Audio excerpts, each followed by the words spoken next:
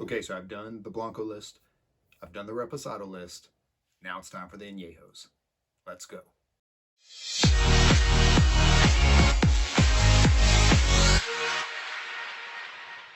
So when we talk about Añejo means aged. This is going to be tequilas that have been resting in a barrel, aging in a barrel for at least a year up to just under 3 years. Once it hits 3 years, we're going to extra Añejo, but Añejo is a year to just under 3 years. We are starting to pick up more of that barrel.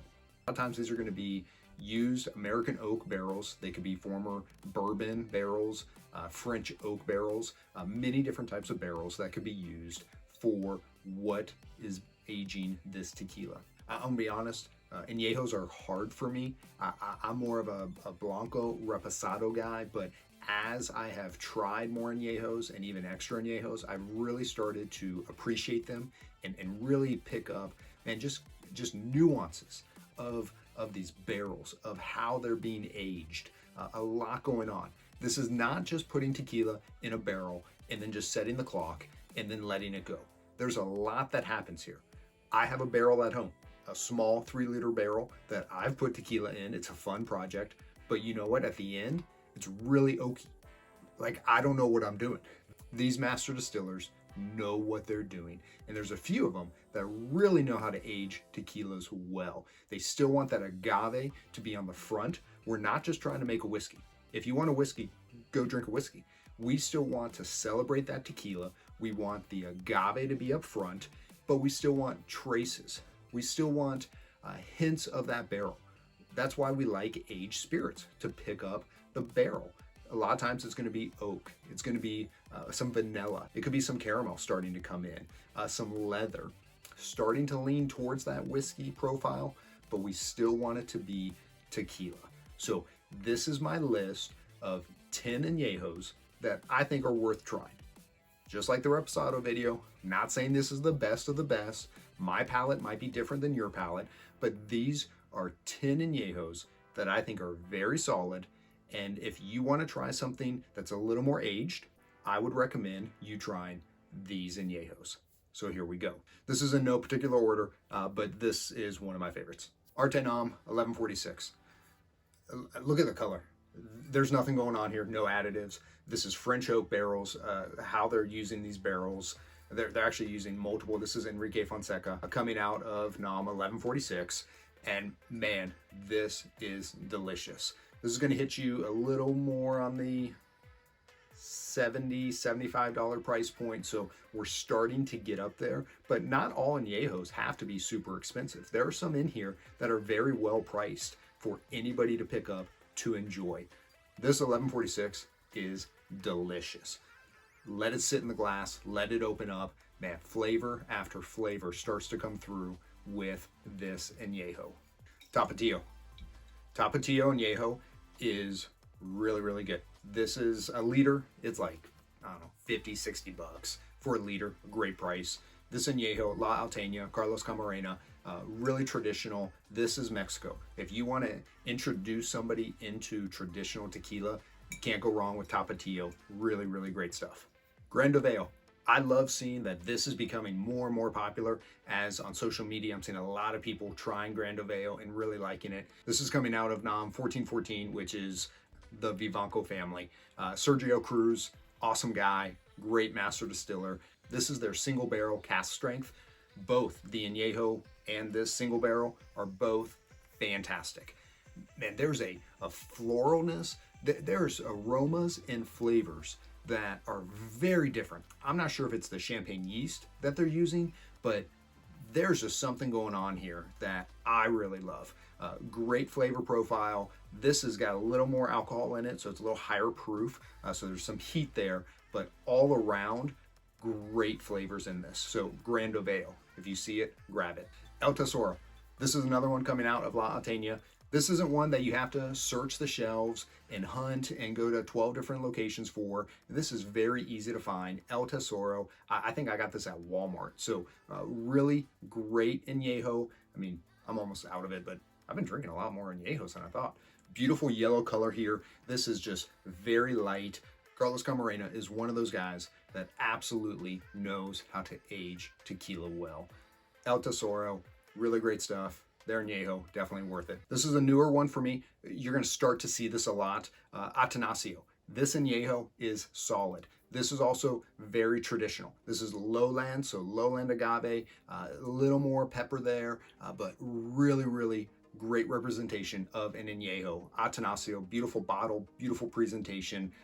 This is very popular in Mexico. We're going to see this a lot here in the States, but Atanasio, really, really good. Can't have a Suerte shirt on without having Suerte on the Anejo list. Out of it, I'm out of pretty much all my Suerte bottles for the most part, except for the more aged ones. But this is solid, solid.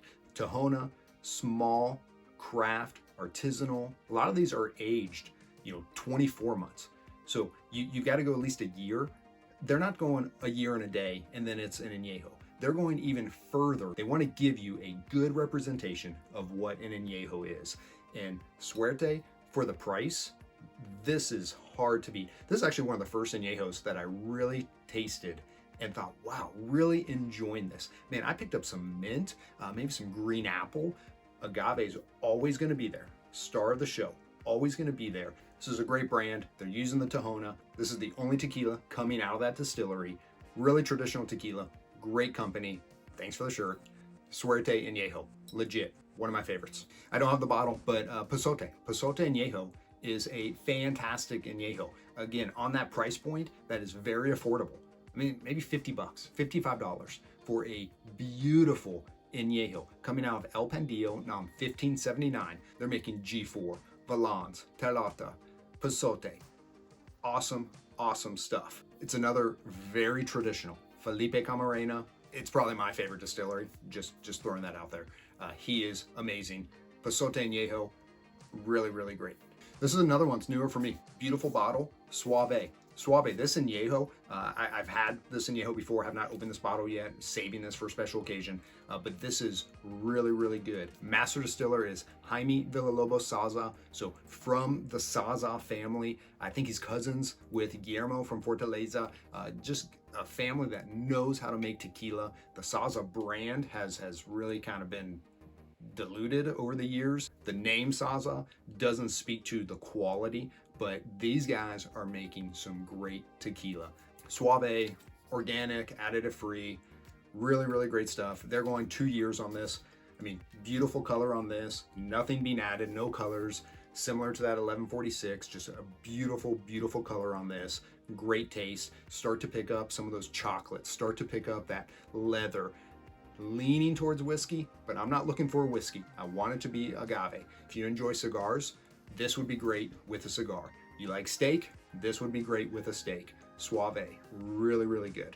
El Tequileño, this is newer. They just came out with this in the past, I think maybe 6 months. I think I read that this started as an extra añejo, and they actually, when they opened up the barrels, they had lost so much to the angel share that they just said, hey, let's blend this with the añejo and really make a really special añejo. So this has some extra añejo blended in it, I believe. El Tequileño, this is gonna hit you. I mean, this is like, I think $90, $95. This is not my everyday sipper.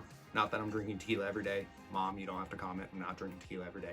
This is something for special occasions. When I want to share it with somebody, man, this is great. Start to pick up some of that vanilla, start to pick up, again, that leather, that oakiness, but very subtle, very subtle. That agave is still there. Man, on the nose, I mean, that caramel starts to come through, almost chocolatey. Agave still there. El Tequileño, really special brand. Love this añejo. If you're looking for a special treat, grab a bottle of their añejo.